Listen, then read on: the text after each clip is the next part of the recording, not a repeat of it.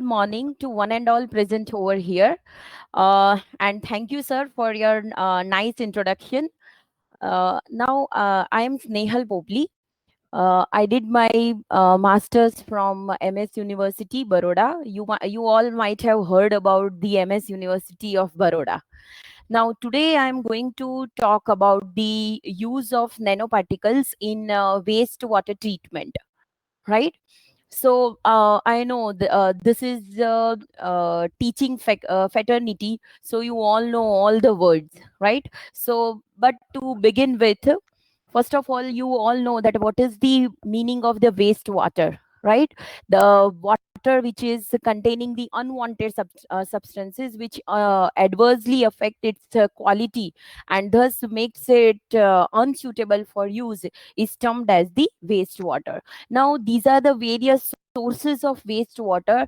As you know that the fresh water, right, it is utilized in industry, agricultural, household works, etc. So from that, after the use, it becomes the wastewater, right? So here in the picture you can see from the industry, then from the agricultural runoff. In agricultural, so many things we are producing, those organics we are utilizing in our kitchen, and from that agricultural waste, whatever runoff is that can be converted into a wastewater. Then in the domestic use, which is also known as the household use, right? So uh, in the picture you can see the waste which is generated from the kitchen, toilets, laundry, showers, etc., which is termed various terminology can be used for that. That is the gray water, black water, etc. And after that, finally it comes into the wastewater stream. So this is the reason that wastewater has various types of material present in that. So, if we talk about the constituents of wastewater, so mainly it contains the pathogenic and non-pathogenic microorganism, then organic substances, suspended solids, nutrients, dissolved inorganics, etc. Right? Now, why we require the wastewater treatment? So, for that, there are all these types of pollutants are there, right? As we have seen. So, if we directly dispose it into any water body, then it makes the water body polluted, right? It harms the aquatic life. It and whatever water is there, right, whatever source of water is there that we are utilizing, so it affect our health also. So that is why the wastewater treatment is required. Now you might be aware that the conventional wastewater treatment, that is the coagulation, chlorination, then flocculation, lime softening, ozonation, so these are the various method, right? You can consider as a physical method, chemical method, then physico-chemical method, combination of those method, biological method, etc., right? But these are the conventional wastewater treatment method. Now these methods, right, they are having their own advantages as well as the disadvantages.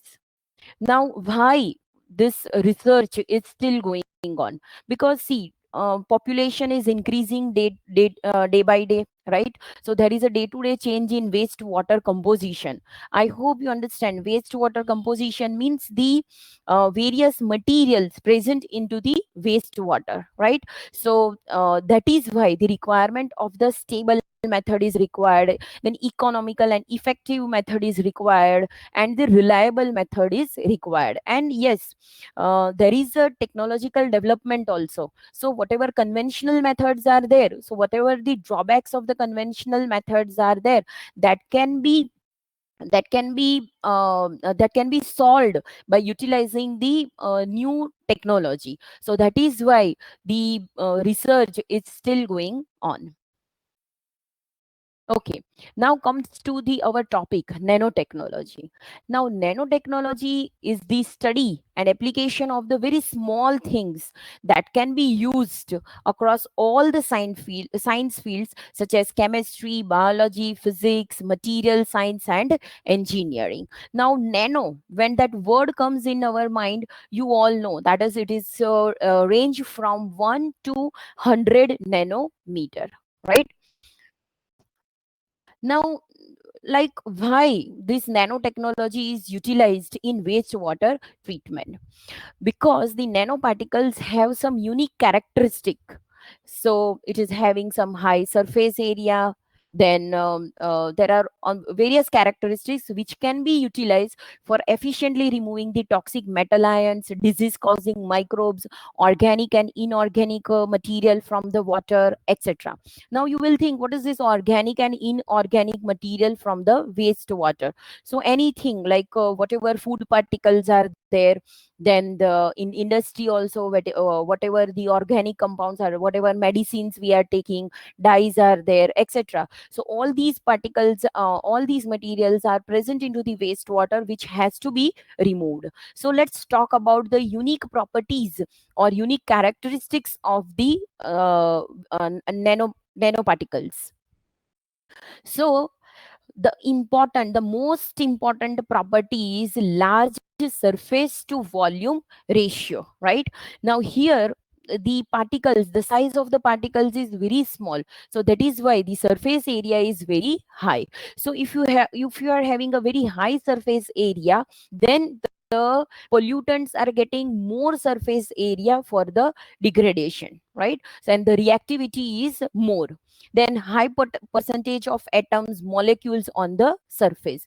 Now here in nanoparticles, the surface forces are very important, right, rather than the bulk forces.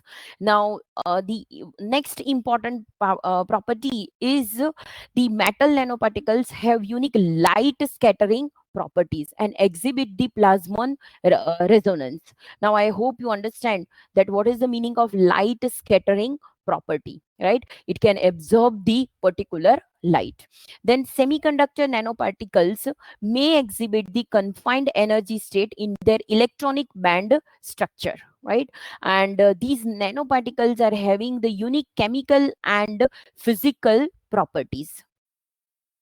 And yes, the example of the unusual property, that is, these nanoparticles are having a increased mechanical strength, then it is having the different optical properties, then it is having a electrical conductivity, it is having the magnetic properties, then it is having a self purification and self perfection, etc. Now in the figure, if you see, what you can see, you can see the gold particles but having a different colors. So this is the main important property of the nanoparticles, that it is having the optical absorption, right? So here the material properties change with the size of the gold particle. So in the picture, so that is why the size is varying, that is why the color of these particular things are varying based upon the light scattering property of the particles. Okay. So next is just I'm giving you the brief idea about nanoparticles, right? And then we'll move on that how it is utilized in the wastewater treatment. So basically there are two types of nanoparticles: inorganic nanoparticles and the organic nanoparticles. We are not going to focus on the organic nanoparticles because the use is limited, as well as it is easily diluted into the wastewater systems. So that is why we are not going to focus on that. We are going to focus these things, that is metals and inorganic nanoparticles, which include the metals and metal oxides like silver, iron oxide, titanium oxide, copper oxide, zinc oxide, and many more, right? Now, yes, so these are the various types of inorganic nanomaterials, which include, yes, various metals also. Noble metals are utilized: gold, silver, palladium, platinum, etc. And the oxides of the metals, that is copper oxide, zinc oxide, etc. So, the because of these particular properties of nanoparticles, such as it can oxidize, it can reduce, it can absorb, it can precipitate, the nanomaterials are applied worldwide for the removal of the contaminants, such as various contaminants, right? So Okay, here in the next slide, you can see the waste application of nanoparticles in wastewater treatment. So here in the picture, you can see, let's say discuss one by one. Nitroaromatic compound, right? So these compounds are generally utilized in pharmaceutical ways. Then that is one example is the 4-nitrophenol, etc., right, which contain the nitrogen as a main element. Then inorganic anions, radio elements, then chlorinated compounds like all the chlorophenols. We have 2-chlorophenol, 4-chlorophenol, pentachlorophenol, etc. So all the chlorinated compounds can be degraded using this application of the nanoparticles. Then phenols are there, organic dyes. You all are aware about the organic dyes, right? Dyes are the wonderful structure which give color to our life, right? And there are 10 more than 10,000 types of various organic dyes are available, right? So for the removal of those dyes also, the wastewater treatment can be utilized. Then the nitrates, nowadays the main research is going on, that is the removal of nitrates, because in groundwater there is a huge amount of nitrates are available which should be removed, because you all know that in agriculture also we utilize fertilizers and all those things, right, for the development of the plants. But in that we are utilizing nitrates, means nitrogenous compounds. So during the runoff and whatever the waste is there, at that time these nitrates are generated, and it can reach up to our the groundwater, right? So for all these particular things, nanoparticles can be utilized, right, for the treatment of all these particular things. Okay, now the synthesis of nanoparticles. So in the picture you can see there are two methods of the synthesis of nanoparticle. One is the top down method, and the another is the bottom up approach method. So from the picture itself you can see top down method. So that is the from the bulk material to the powder to the nanoparticle, right? So in the top down approach, it involves the breaking down of the bulk material into nano sized material. Now the next is the bottom up approach, that is it utilizes the atoms. Then from that it whatever atoms we have to combine together, so it will make a cluster, and from that cluster you have to generate the nanoparticle, right? Now the bottom up utilizes the physical and chemical processes that function at the nanoscale to integrate main component into the bigger side. Now if you compare this, that is the top down and bottom up approach, the bottom up approach is more advantageous than the top down approach, because it has a better chance of providing the nanostructured with less defects, then more homogeneous chemical composition and better long ranging order, right? So if you compare these two, top down and bottom up, then the is far better. Then in the picture you can see the top down. So you can utilize physical method, chemical method, and for bottom up you can utilize biological method and the chemical method. So the another example of this top down method, as a civil engineer, this is the simplest example through which you can understand what is top down method. So from the picture you can see one wall is there. From the wall you have taken one brick, so that is top down method. And bottom up means the mixture is there, the mixture of a soil or clay, sand and water, and you are making a brick, right? So which one is better? Yes, that is the bottom up approach is far better. Okay, so breaking a wall down into its component, the brick represent the top-down approach, while building up the brick from clay, soil, sand, lime, water represent the bottom up. Thus, in nanoscience, top down involves the use of the bulk material and reduce them into narrowing by the way of physical, chemical, and mechanical process, whereas the bottom up requires starting from the molecules or atoms to obtain the nanoparticles, right? So yes, these are the various methods. Just you can go through that particular list: physical method, chemical method, and the biological method. So we are going to focus on these particular chemical method and the biological method. Okay, so there are various methods, as earlier also we have seen, that is the chemical synthesis, physical method, and the biological synthesis, right? So in chemical method, the chemical reactions are there, then the coating process you can provide, and you can synthesis, and you can make the different shapes of the nanoparticle. Now in chemical process, that is main method is known as the chemical reduction method, in which you will require a metal salt. Then one, you require metal salt, and you require reducing agent for that particular reduction of the metal salt, and you can generate the nanoparticles, right? These nanoparticles, you can utilize the surfactants, so that the agglomeration, you can avoid the agglomeration of the particles, right? So main method is the chemical reduction method. Then the next is the physical method. So you can utilize the physical forces, and metal solvent is there, laser ablation, and you can prepare the various shapes of the nanoparticle. Then the next is biological synthesis. Now you all are aware about nowadays the green technology, the use of green technology in the synthesis of the nanoparticles. So here, the extract from the plants, from the seeds, from the leaves, anything from the stem, anything, right?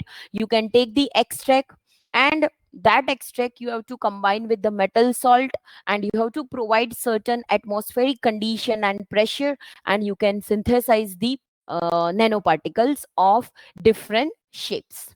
Okay, I hope you all are comfortable. Are you? Hello? Yeah, ma'am. Yeah. Yes, yes, okay. Then just in this picture, I have shown you this simple chemical reduction method of synthesis of the nanoparticles, right?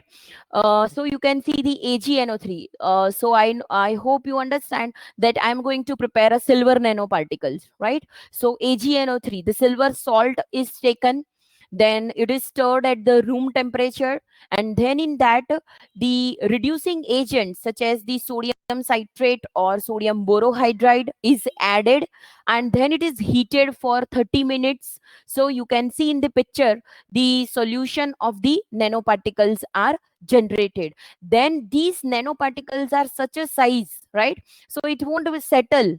So what you have to do, you have to use the centrifuge for the separation of the liquid and the solids present in that particular liquid. So you can centrifuge that particular solution, and you can discard the supernatant, and you can utilize those particular particles. And whenever you have to use those particular particles, and at that time, you can redisperse those particular particles with the help of the sonicator, right? And then you can utilize, you can store it at pH 9 in sodium hydroxide. So because if you don't store it in this, then the oxidation of the silver nanoparticles may take place. As you all are aware that the silver, if you keep it in an open condition, in open atmosphere, right, the oxidation will take place of the particles, right? And this is the equation, that is Ag plus, that is the AgNO3 plus BH4 minus, that is the sodium borohydride, NaBH4. So it combines, it gives the electrons, and it is converted into Ag0. So this is the way in which silver nanoparticles can be generated, right? Then once again, whatever AgNO3 is their citrate, so you can generate the silver nanoparticles. Once again, these silver nanoparticles, if you want to make like nanobars, so you have to add salt and the ascorbic acid and you can prepare the nanobars. So the thing from this side slide, what you have to understand is simple way you can prepare the nanoparticles. Then there are various ways, there are various types like nanobars, nanowires, nanotubes, etc., that can be that can be prepared with the help of the various kinds of chemicals, right? Okay, so this is a one pot method, that is plants extract and AgNO3 solution. So this is the biological method. You can combine it and you can prepare the silver nanoparticles. Here the best advantage is you don't require any reducing agent and the stabilizing agent, right, which we require in the chemical reduction method. So that is the advantage, that here you don't require any kind of reducing and stabilizing agent, means the use of chemicals are lesser in the biological method. Okay, so up to here I have just given you the introduction of the nanoparticles, like what are the properties of the nanoparticles, how you can prepare the nanoparticles with various method. Now in this particular presentation I am going to discuss this, that is zero valent metal nanoparticles and how it is utilized in the wastewater treatment, metal oxide nanoparticles, nanocomposites, and bimetallic nanoparticles. Okay. Okay. Before that, just the various types of pollutants are there, right? But I'll give you the brief introduction of the dyes which we are utilizing, right? Now these dyes makes our world very colorful and beautiful, right? So, and these dyes are utilized in a huge amount, and that is in the paper, leather, drugs, cosmetic, fur, then hair, grease, textile material, etc., right? Now basically there are two types of dye, natural dyes and the synthetic dye. And nowadays we are not utilizing natural dyes, we all are utilizing the synthetic dye. So basically in a synthetic dyes, it is made up of two components, the chromophores and the oxochromes. The chromophores are these particular components, that is it is the azo bond, carbonyl, ethylene, etc., and these are the oxochrome, amines, carboxyl, sulfonate, etc. Okay, I'll show you in the picture. Okay, these are the various types of dyes. There are more than 10,000 types of dyes. Okay, so azo dye, because whatever dyes we are utilizing, right, at anywhere, out of that 60 to 70 percentage are the azo dye. Now what is this azo dye? Azo dye is the it is containing N double bond and, which is known as a azo group, and the R and R dash can be aryl or the alkyl groups, right? And these azo dyes is having intense color, high water solubility, and resistance to degradation against the natural condition. Okay, so this is the picture of one particular dye, let's say Congo red dye. So these are the chromophore and double bond end, and these are the oxochrome. Now why I am discussing this, because later on in my presentation I am going to discuss these the removal of the dye, so that you will understand. So these two components are there, that is the chromophore and oxochrome. So chromophore in a dye gives color to that particular dye. So if these particular bond and double bond and gives red color to this particular dye, and this oxochrome, right, whatever NH2 group is there, it helps for the binding of that particular color. As for example, this cotton material is there, right? So it is having a blue color, so this oxochrome will help this particular dye to stick to this particular cotton material. So it provides a fixing property with the whatever material you are utilizing. So one chromophore is giving color, and this oxochrome is helping in fixing of the dye to the particular material. Okay, and yes, we are going to discuss this reactive black 5 dye, which is from the picture you can see it is having a 2 N double bond end, that is 2 azo bonds are there, and the oxochrome you can see, which is also known as the sulfonilic acids. So these are the groups of these particular dye. Okay, now we are going to discuss this, that is the yes, zero valent metal nanoparticles. So this is just, we have discussed the pollutant, right? Many of you might not be aware of the dye and its chemical structure. That is why I have discussed this. Now these zero valent metal particles are utilized in the catalytic reduction of the pollutants, right? Now okay, so here before I am discussing the catalytic reduction, you have to understand that whatever the pollutants are there, either it can be degraded by the oxidation process or by the reduction process, right? So oxidation species if you are utilizing, so it will go under oxidation. Reduction species you are utilizing, so it will go under reduction. So here in one of the research, that is the catalytic degradation of organic dyes using biosynthesized silver nanoparticles. So here from the first this is how they have prepared the silver nanoparticles. This slide shows that. Now you all are aware about these fenugreek seeds, right? So the extract of the fenugreek seeds is taken, because see, it is a very wonderful and it is a very green technology, right?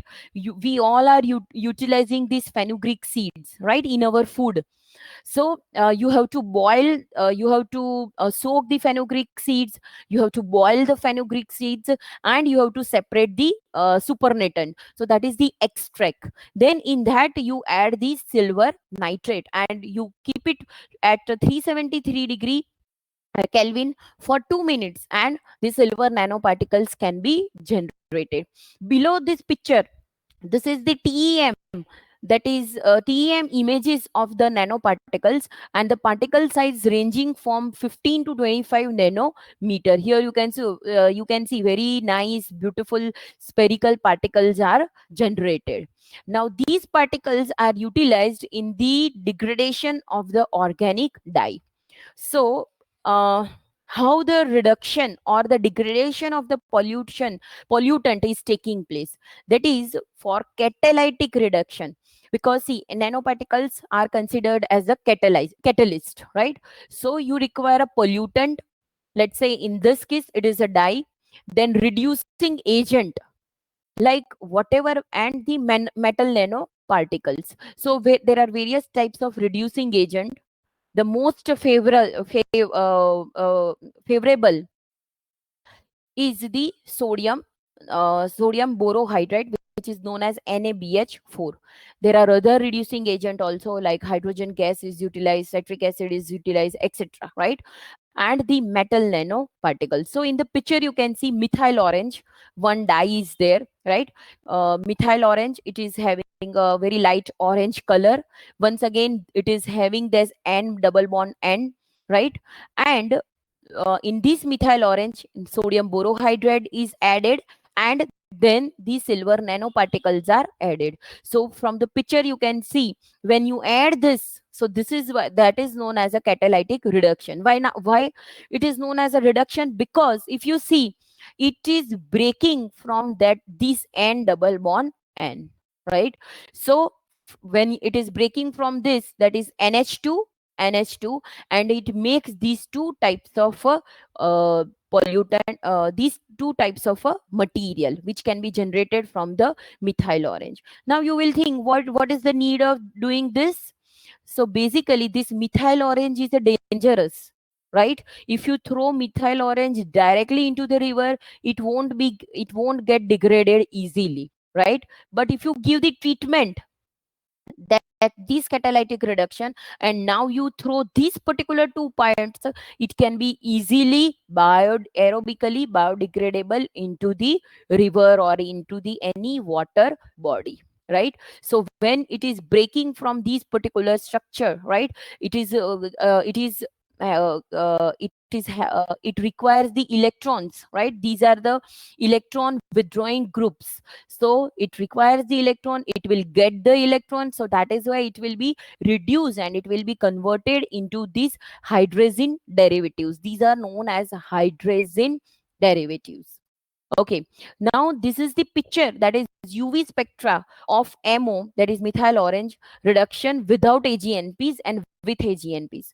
Now UV visible spectra for any particular dye or any particular material, it is having some absorbance in UV visible spectrophotometer, right? So in that, if you consider about this methyl orange, so it is having about 490, right, round about 490. It is having the peak value, lambda max, right? Means its maximum absorbance is at 490 nanometer. Now this maximum absorbance, so it indicates that this is having the color at that particular point, right?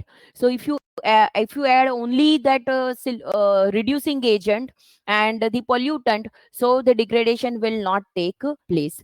But in the next picture here, you can see in 6 minutes, the whatever the pollutant is there, then you add the sodium borohydride and the silver nanoparticles, then the reduction takes place, that is the peak of 490 reduces and a new peak is generated at round about 250 nanometer, right? So this is nothing but this, we have talked about these hydrazine derivatives. So the when the reduction, that is N double bond N breaks down, so this peak of 490 reduces and a new peak is generated at 250 50 nanometer. So that is nothing but the peak of the hydrazine derivatives, right?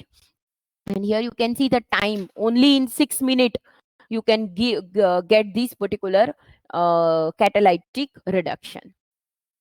Here also you can see the various types of the other methylene blue dye is there, and you can utilize the copper nanoparticles, you can utilize the PIC. Means here the thing you have to understand is, in this picture, that is in A figure, no catalyst is utilized, only the pollutant and reducing agent, right? And in B, the catalyst is utilized, then and then the degradation of the dyes are taking place. Here also the same thing, right? Here the reduction is there without the copper nanoparticles and with copper nanoparticles, and you can see the time in 16 seconds only you will get the decolorization. Here also you can see the Congo red dye, and in 50 seconds the peaks at 498, 348, these are the peaks of these particular dye, right? Those are reduced and a new peak is generated, that is these are the hydrazine derivatives of these particular dye. Now uh, yes, okay, now the next is the catalytic reduction of 4-nitrophenol using the biogenic gold and silver nanoparticles derived from the Brainia ramonoides. Now that is one particular species plant. From that plant, the stem extract is taken. So that is the biological method, and Au+3 and Ag plus metal salt is prepared, and in 7 minutes you can generate gold nanoparticles, and in 2 hours you can generate the silver nanoparticles. So these whatever nanoparticles are generated, that has been utilized in the reduction of 4-nitrophenol. I hope you understand, this is the 4-nitrophenol that is having a phenol and NO2 plus NaBH4 as a reducing agent, and the silver nanoparticles or gold nanoparticles, and it is converted into amino phenol, NH2OH. Now these 4-nitrophenol is very dangerous. Then these particular 4-aminophenol, these 4-aminophenol, if you discharge or dispose into this particular river or water body, then it is harmless to the aquatic system.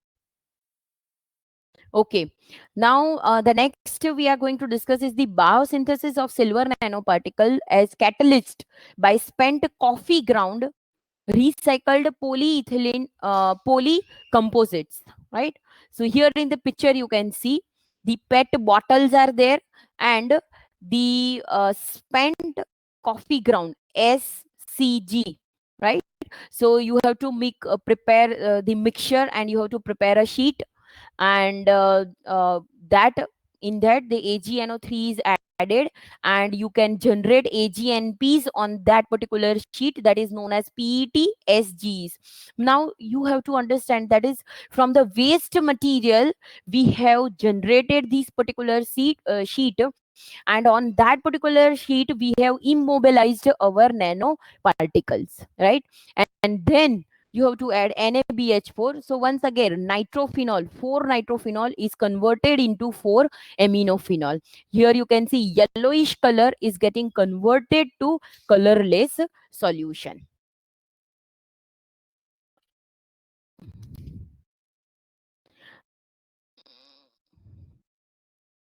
Yes, here also, this is the UV visible spectra of 4-nitrophenol using catalyst and NaBH4. 4-nitrophenol is having a peak at 400 nanometer, right? Because it is having a yellow color, and it is having a lambda max at 400 nanometer. So in the 13 minute, it is getting reduced, and you can observe a peak at 300 nanometer, right? That is the peak of the 4-aminophenol. Similarly, here also you can see the material is utilized, and on that the copper nanoparticles are there.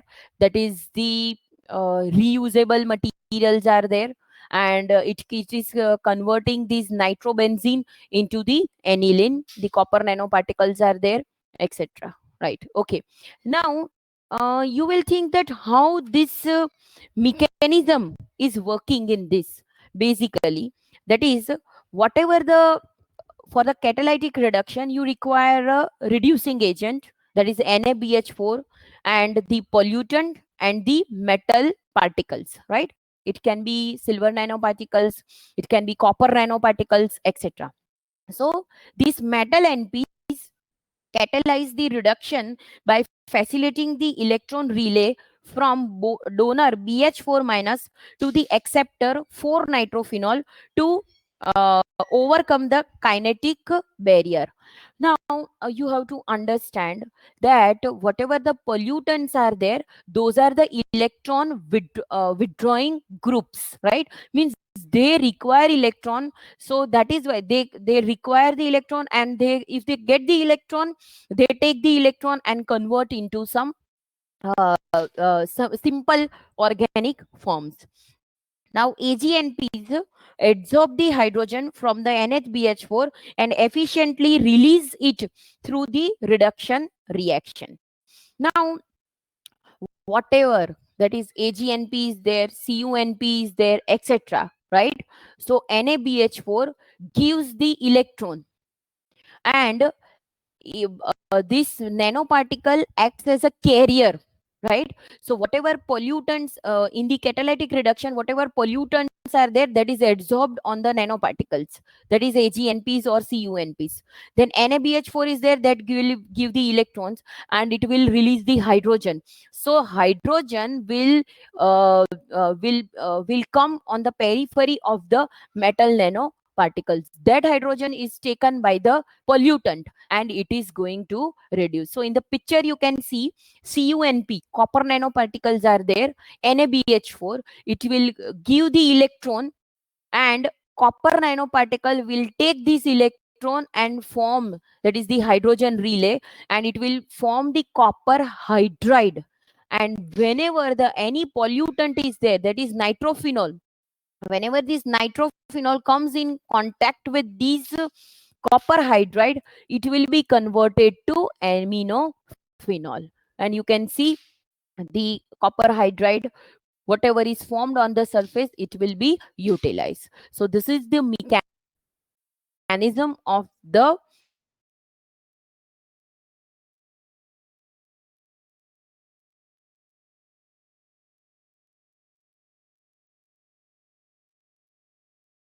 particular catalytic reduction. Particles are there. So these methyl orange will be absorbed on the silver nanoparticles, and you can utilize the photocatalytic degradation. You can utilize the sunlight, and you can activate, because the nanoparticles are having the optical properties. It is having the light scattering properties, and you can see the color change, right? Then the another use of these nanoparticles is in the groundwater reclamation. That is, these nanoscale zero valent iron particles are utilized in groundwater treatment. So in the picture you can see whatever the nanoparticles of iron are prepared, that is injected into a well, and it is dispersed into the well, and the degradation will take place.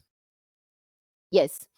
So this is about the zero valent metal nanoparticles we have discussed. Then the next is this, that is the metal oxide nanoparticles, that is TiO2, ZnO2, CuO2, etc. Right? Now these TiO2 nanoparticles, this TiO2, that is titanium oxide, it is having a high photocatalytic activity. Then it is very reasonable, it is very cheap. Then it is having a photo stability and very good chemical and biological stability. So that is why this TiO2 is widely used in the particular degradation of the pollutant. Now in the picture means how it works, that I will discuss, so you will understand the mechanism, right? So in the TiO2, the you can see the large band gap energy of TiO2 requires the excitation to induce the charge separation within the particle. So basically, this TiO2 generate the reactive oxygen species, that is this ROS, reactive oxygen species, which will degrade the pollutant. Now here you have to understand, it will generate the oxygen species. So the oxidation of the material is taking place. So in the solution, oxygen is available, so it will form the superoxides. You can see the electrons are generated on the periphery of these particular TiO2 in the presence of sunlight, and the hydroxyl ions are generated, right? The hydroxyl radicals, and these superoxides are known as reactive oxygen species. So any pollutant like AS is coming, any pollutant is coming in contact with this reactive species, it will degrade the particular pollutant. Okay. Now these TiO2 is widely utilized in chlorinated organic compound, then dyes, phenols, pesticide, arsenic, heavy metal removal, etc. Right? Now these TiO2 have the disadvantage that their large band gap energy makes them need the excitation of the UV and photocatalytic activity of TiO2 under the visible light is very less. So to improve this, metal doping has been demonstrated. That is, here you can see the in one of the research, what they have done is TiO2 is there and the metal is doped on these particular, that is the noble metal Ag is doped, that is AgTiO2 is prepared. So here the here you can see in the solution H2O is there, so it will generate the hydroxyl ion OH. Then the whatever the excitation of TiO2 is there, that electrons are taken by Ag, and oxygen is there, so it will generate the superoxides, and also it will generate these hydroxyl radicals. So whenever dyes are coming in contact with these hydroxyl radicals and superoxides, then it will be degraded or mineralized. So that is the oxidation of the dyes are taking place. So that is about TiO2. Similarly, here you can see ZNO is utilized in this particular research work, and that is H2O. Basically, it will generate the hydroxyl radical, that is OH dot, through this excitation, that is the valence band, covalent band, etc. Light is there, so it will generate the electrons, and whatever the oxygen is present, it will form H2O2 also in the solution. From that H2O2, OH radicals are generated, and when these OH radicals come in contact with the dye, it will degrade the particular dye. So all these processes are the oxidation processes, because the oxygen is getting involved. When the hydrogen is getting involved, it is a reduction process. Okay, now we have discussed zero valent metal nanoparticles and these metal oxides. Now the bimetallic nanoparticles and their composite. You know what is bimetallic system? Bimetallic system, basically, the bimetallic system utilizes two metals, one in zero valent form, that is Mg plus 2 or Fe plus 2, to produce the nascent hydrogen when in contact with the water by anodic corrosion, and another is with a high reduction potential, that is the noble metal such as AgPd, as the hydrogenating catalyst. Okay, so that is the bimetallic system.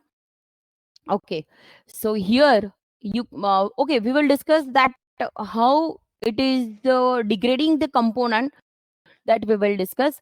So here the iron copper bimetallic system, so CuFe system is there, right? And embodied in this particular catalyst composite material is utilized for the degradation of the organic compound.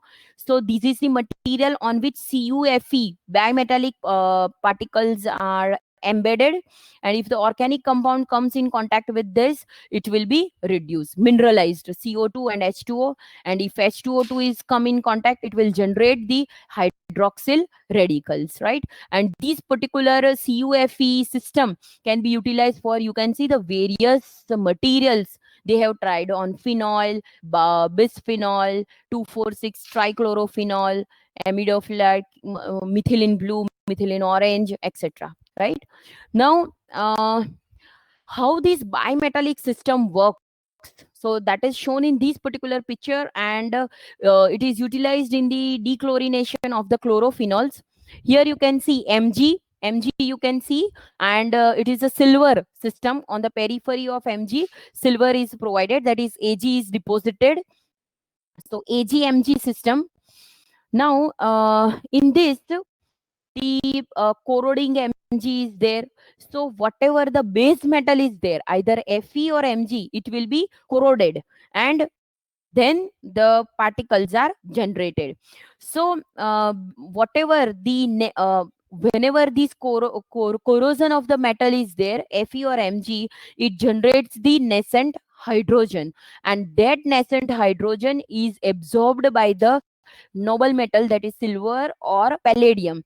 That is, nascent hydrogen produced is intercalated by the catalyst to form a metal hydride, MH, which reacts with the target substrate to reduce it, right? So reduction can also be carried out by corroding the zero valent metal with direct electron transfer also. So in the picture you can see the nascent hydrogen intercalated within Ag, which will form AgHX, and this AgHX comes in contact with the pentachlorophenol, and it will be reduced to phenol and the free chlorine. This pentachlorophenol, when it comes in contact with this corroding metal also, it is also get reduced.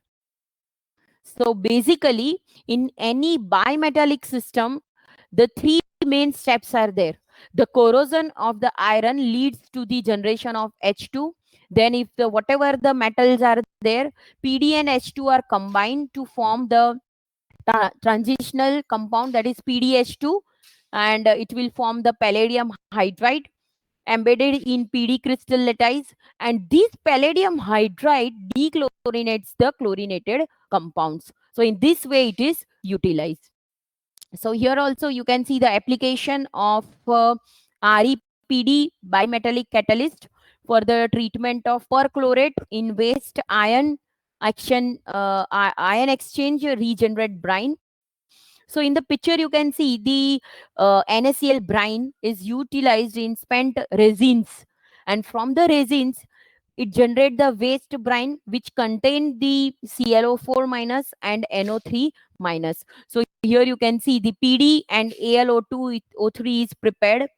So it will give the, from that the nitrate is converted into N2, and the Cl4 minus is converted into Cl minus ion, and the NaCl brine is utilized. So this is the various use of the nanoparticles. That is the bimetallic system.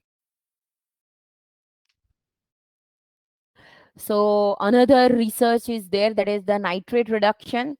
PdCu, palladium is utilized, and nitrates it is converted into NO2 minus and NH4 minus, right? Similarly, AgPd, these biometallic nanoparticles are also synthesized in simple way, and from that those nanoparticles are immobilized on a glassy carbon, and it is utilized as a cathode. Now you'll think, what is anode, cathode? So in an electrochemical treatment, cathodes are provided, anodes are there. So these bimetallic nanoparticles are combined or immobilized on this particular cathode, and the degradation of the chlorinated compounds are carried out. Okay.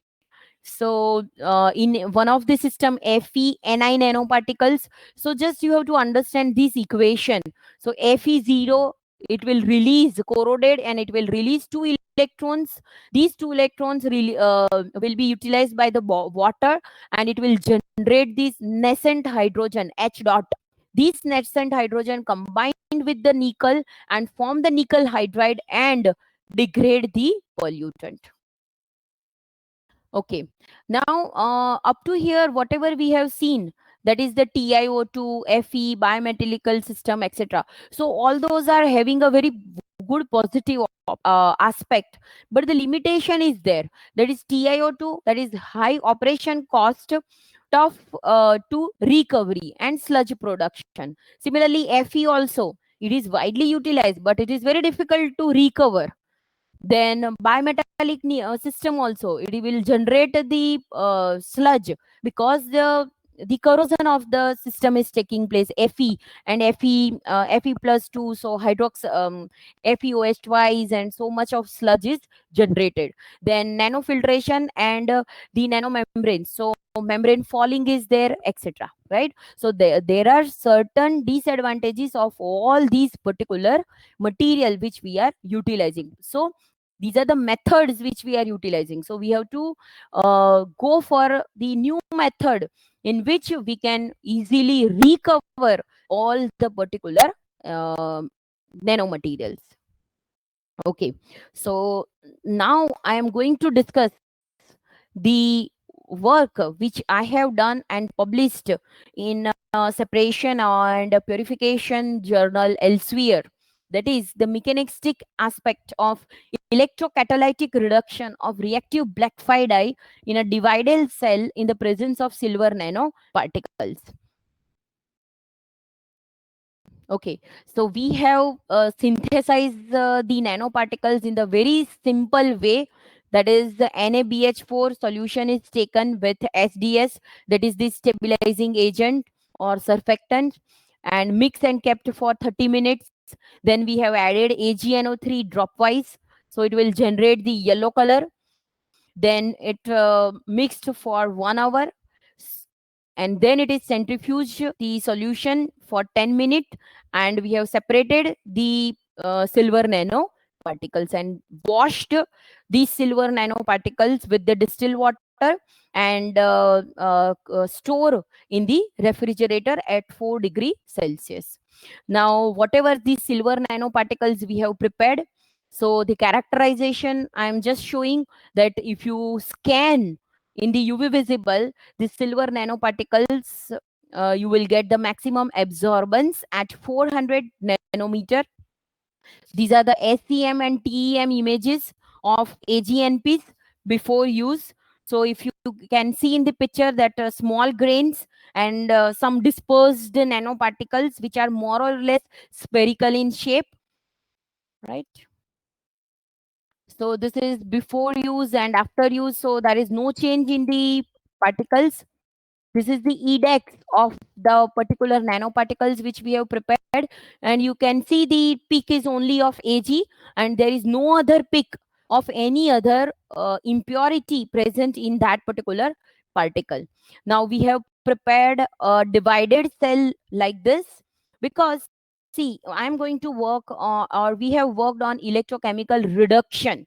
So if you want to analyze the reduction, then you have to separate the particular cell. So here you can see anode is there, positive, cathode is negative. In between the cation exchange membrane is provided. The pollutant, that is the reactive black 5 dye we have utilized, that is the azo dye. And whatever silver nanoparticles we have prepared, that we have added in the cathode chamber, and the cathode chamber is continuously stirred. Okay, so this is the figure which shows the time dependent profile of RB5 decolorization using graphite cathode in the presence and absence of the nanoparticle. Now here, this picture if you see, so ER of RB5 in the absence of the silver nanoparticles. Like if you don't add the silver nanoparticles, still you can see you are getting almost 70 to 80 percentage reduction, right? But if you add the silver nanoparticles, you will get more than 95 percentage reduction, right? And here you can see the kinetic, that is the K value, is also higher in case of the in the presence of the silver nanoparticles. Yes, now this is the spectra of RB5, that is reactive black 5 is having the maximum lambda max at 595 nanometer. So as the and two peaks are there, that is 595 and 312 nanometer. So these two peaks, that is this 595 peak, give color to the dye. So when it is reduced, the dye will be decolorized. So this 312 peak is also reduced, and a new peak is generated at 254 nanometer, right? So if you go for the LCMS, so in that you will find that, okay, this is the RB5 structure. When it is getting the electrons from the system, it will be reduced into two components, that is these two components. So this N double bond end is getting break, right? So this SO3Na, one part, and two parts of this particular ABSES will be generated, right? So this is known as a sulfoninic acid, and this is known as the ABS.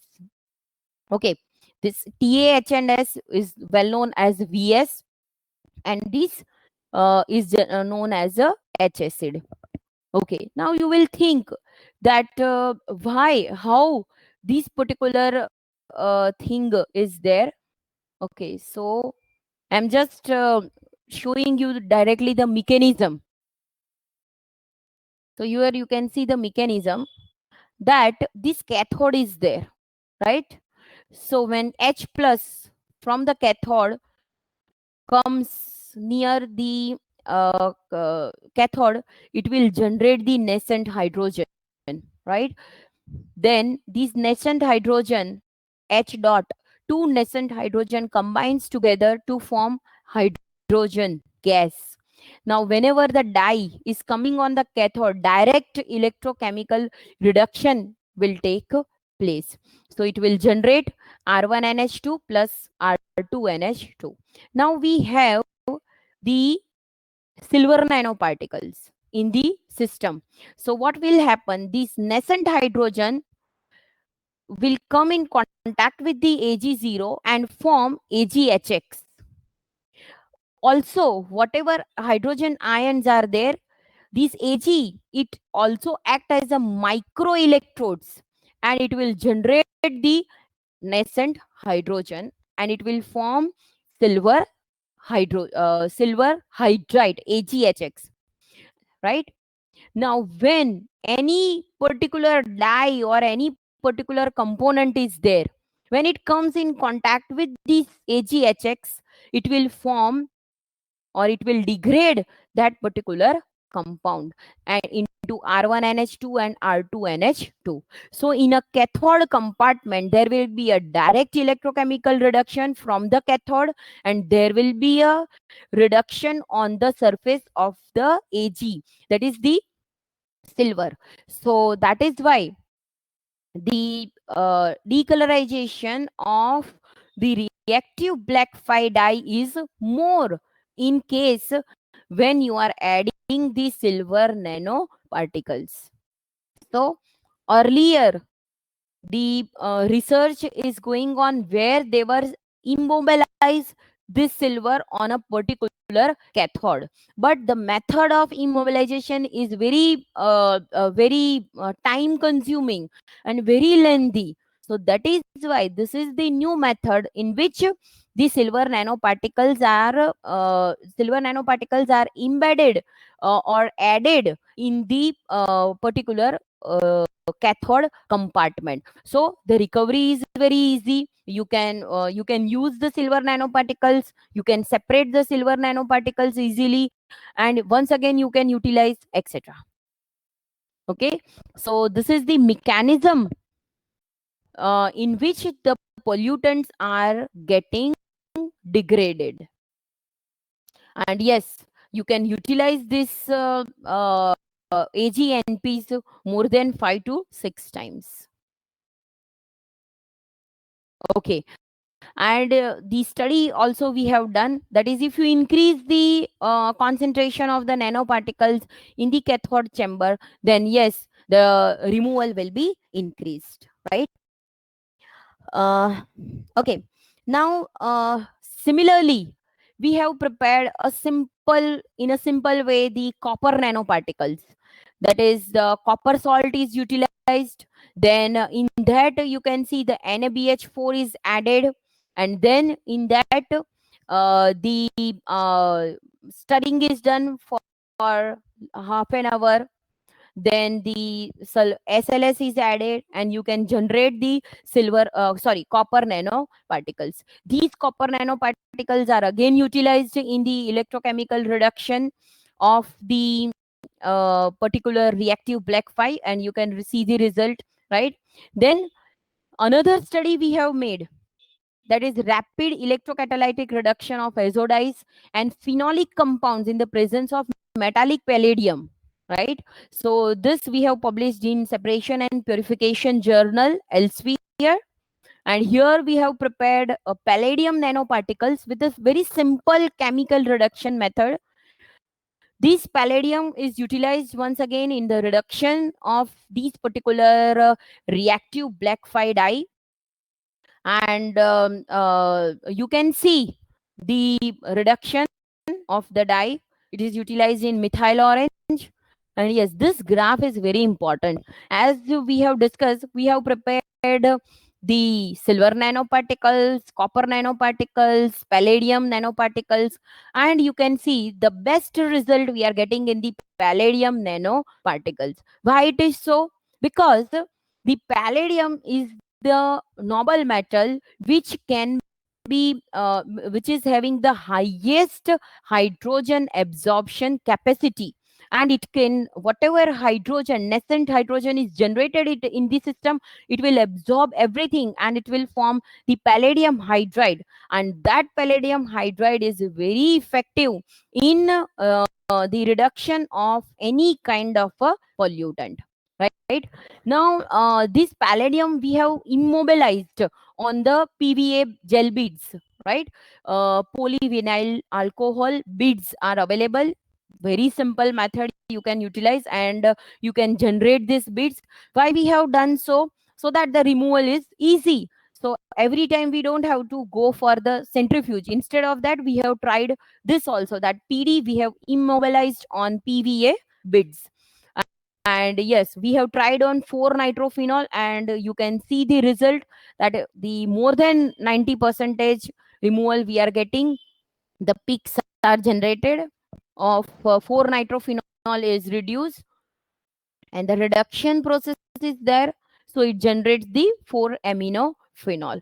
So here also we have proposed the mechanism, as already we have discussed, that is in a cathode compartment, direct reduction is taking place. That is 2-chlorophenol, 4-nitrophenol, and azodize can be converted into a phenol, 4-aminophenol, and the aromatic amines. Then whatever the hydrogen ion is there, it will uh, from the electron, it will generate nascent hydrogen. Nascent hydrogen generate hydrogen gas. This hydrogen, it can intercalate in the PD or palladium or PDPVA, form PDHX.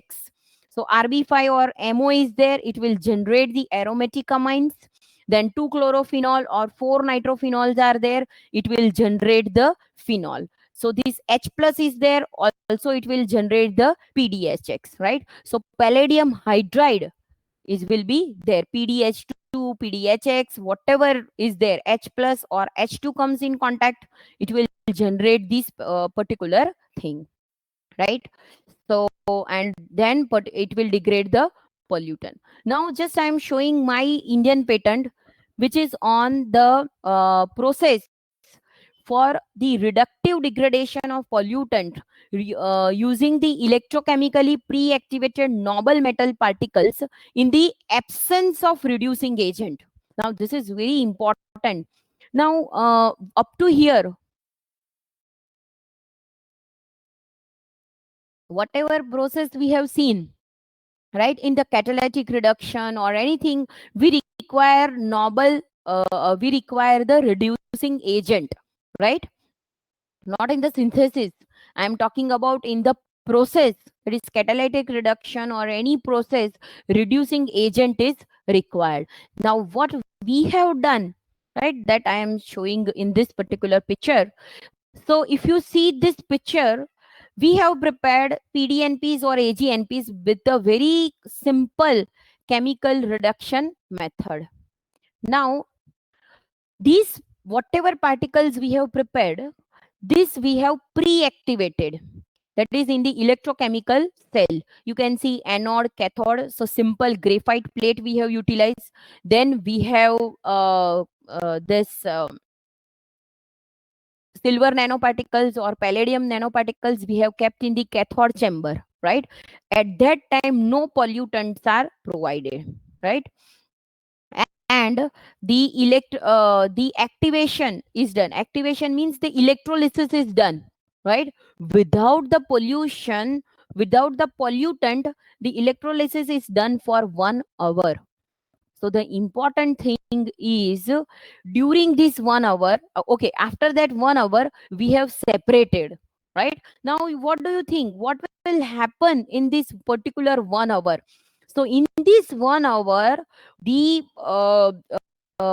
hydrogen species are generated, that is the nascent hydrogen are generated, and it will combine, it will adsorbed on the periphery of the silver nanoparticles or palladium nanoparticles, or right, and it will form AGHX or PDHX, that is silver hydride or palladium hydride. These silver hydride and palladium hydride is very effective in the reduction. Now these the silver hydride and palladium hydride, right, we have separated, and these separated silver hydride and palladium hydride, separated silver hydride and palladium hydride, then we have utilized this only, these nanoparticles, for the reduction of the pollutant.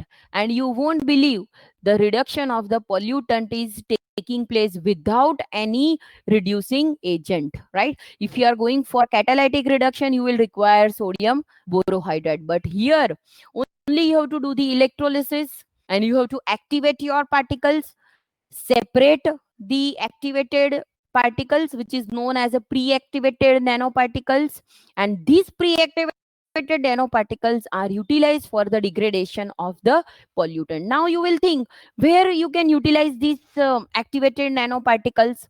So this can be utilized in a groundwater treatment. So on the ground, you activate these particular particles.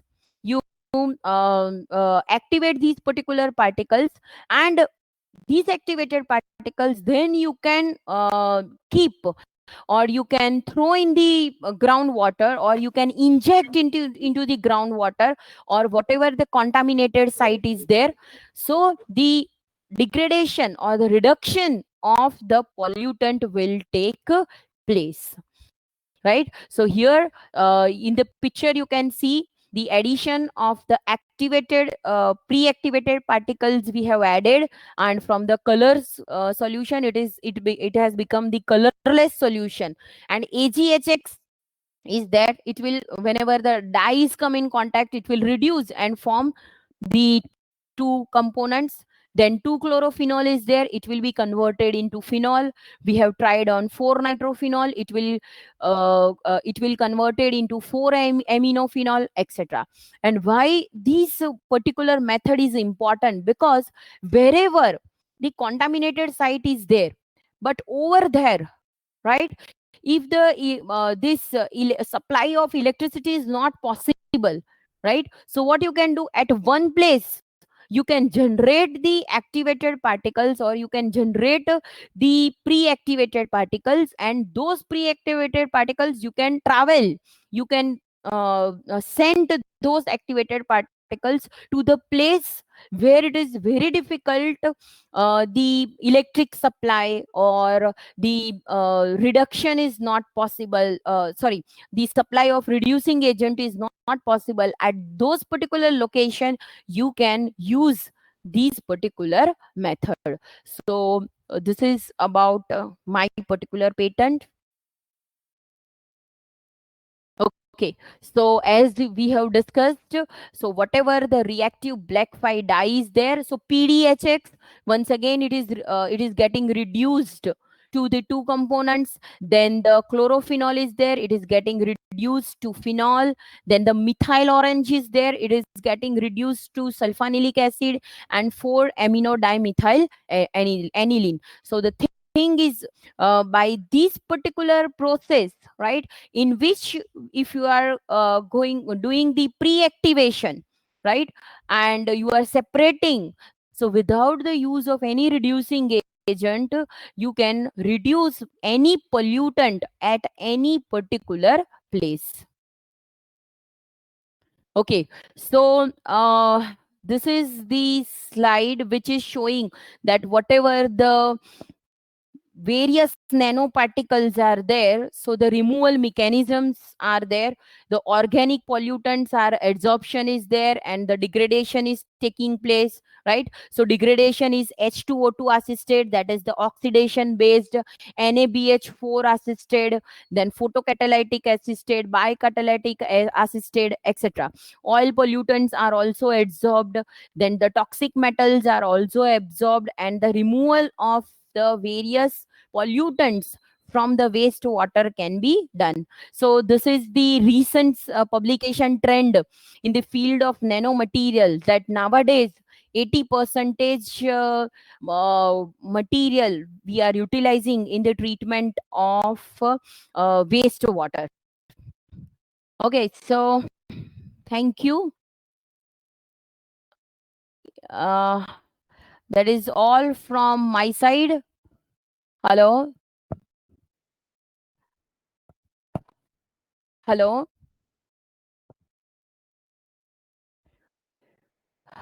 Hello. Yes, ma'am. Hello. Hello. Yes. Yes, ma'am. So that is that is all from my side. So if anyone is having any query, Then any question? So I'm ready.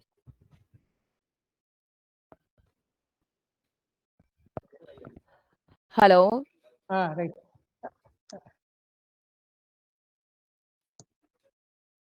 Madam, Yes, sir. yeah. Madam, in cryosurgery, which type of nanoparticle is best suited for cancer treatment and all? Hello. Yes, sir. Nanoparticle is best suited for cryotherapy or cryosurgery treatment for the Yes, sir. treatment of cancer and all. Yes, sir. So Yeah. in that, basically, the silver nanoparticles are mainly utilized because it is having a very good microbial resisting power. So in that, these silver nanoparticles are utilized. Okay, madam. But what about aluminum nanoparticle, ma'am? Yes, Whether sorry. aluminum nanoparticle, aluminum oxide nanoparticles? Yes, yes, yes. Uh, I'm not aware about that aluminum nanoparticles. Okay. Aluminum oxide, ma'am. We are talking about. Yeah, aluminum oxide nanoparticles. Yeah. Okay. Uh, sometimes gold nanoparticles also we are using for treatment of cancer. That's why I asked Okay. which is better. Why? Okay. Okay. So another question from the major advantage with metallic nanoparticle could be the cost. Yes, Is the cost offset with the benefit of waste water treatment? The yes, question yes. of participant, Yeah, ma'am. yes. See, whenever we are going for the metal nanoparticles, we prefer the normal metal particles. So it is either Ag or PD or platinum, etc., or gold, etc. The yes, the cost is high, but if you see the recovery, and if you see the regeneration or reusability, it is very high. If I talk about my particular research, so you won't believe the palladium nanoparticles I have utilized more than 20 times. So the last slides, wherever I have seen the use of the palladium nanoparticles, that I have utilized 20 times. So can you imagine? So the reusability is such a high. So that is why it is a very cost benefit process in terms of reusability. If you go for silver nanoparticles, even 5 to 6 times I have utilized. And if I have prepared copper nanoparticles, that copper nanoparticles also I have utilized more than 10 times. So the reusability rate is very high, so which will advantageous in the wastewater treatment. Because see, wastewater treatment, there are phase separation. If we talk about the adsorption process, right? So what you are doing, you are just phase separation is there. So earlier the pollutants were in the liquid phase, now in the solid phase. So what you have to do with these solids? So regeneration of the adsorbents is very costly, right? And it is very time consuming also, etc. But in this case, the proper, if you utilize the nanoparticles or metal oxide particles properly, then the reduction process is going on, and in that reduction is far better, so that whatever your pollutants are there, Okay. you are degrading, that is whatever Hello. the complex solution is there, so you are converting it into the simple form. Mineralization of the pollutants are done, so that is why the it is having a very good cost benefit in terms The of voice break again, sir. reusability. Hello. Okay, ma'am. I'm Yeah, hearing, ma'am. Okay. yeah. Yeah. Ma'am, another question. After treatment, how effectively the metallic nanoparticles are filtered? If any nanoparticles are carried away by the treated water, how harmful the water would be? What Yes, mechanism can ensure that treated water be free from any kind of contamination? yes, Otherwise, the purpose of wastewater treatment be defeated. yes. So the Yeah. after the treatment, we have to centrifuge the treated sample, And centrifuge is basically used for the separation of the solid and liquid. So after the centrifuge, whatever the supernatant is there, that can be disposed into the water bodies, and the separated nanoparticles can be recovered, and then it can be utilized again. Because see, this pre-activation I have discussed in my patent. So if you once you have given the treatment to the pollutant, then you recover your nanoparticles, again you can pre-activate, again you can utilize and separate your particular polluted wastewater. So Okay. centrifuge is utilized basically. Okay. Madam, is there any regeneration process available? A question has come from the participant. Yes. We have tried for the regeneration of the silver nanoparticles. That is basically the nitric acid is utilized in the regeneration process of nanoparticles, and it can be used regenerated with the help of nitric acid, and it can be utilized in the degradation of the pollutant. Okay. One more question, ma'am. Whether this method helps break down the dyes used in the microbial strains. Yes, it can be utilized. Okay. Because whatever the nanoparticles are there, it is having a very good application in biology, in microbiology also. Okay. Excellent, sir. Any questions direct from the audience? Close.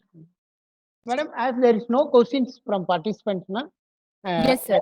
My concluding remarks. I will summarize what you have presented. Thank you, ma'am. Thank you very much for your wonderful and nice, very informative and interesting presentation on the topic nanoparticle, nanoscience, and nanotechnology. I am just summarizing what you have presented today for the benefit of the participants.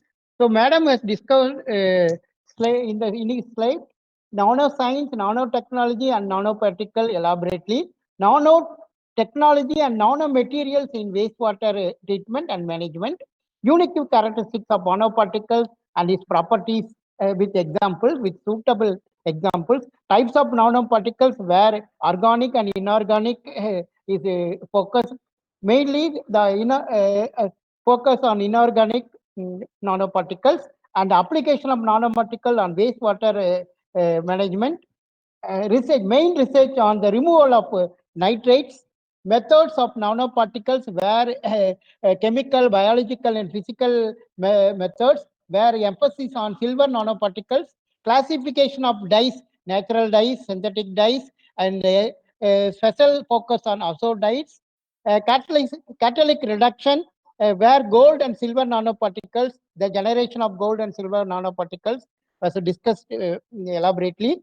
Nitrate reduction, SEM and TEM applications, and copper and palladium nanoparticles also discussed. Very useful, ma'am. Very informative. Very nice presentation. It's very much useful to our students also and the participants.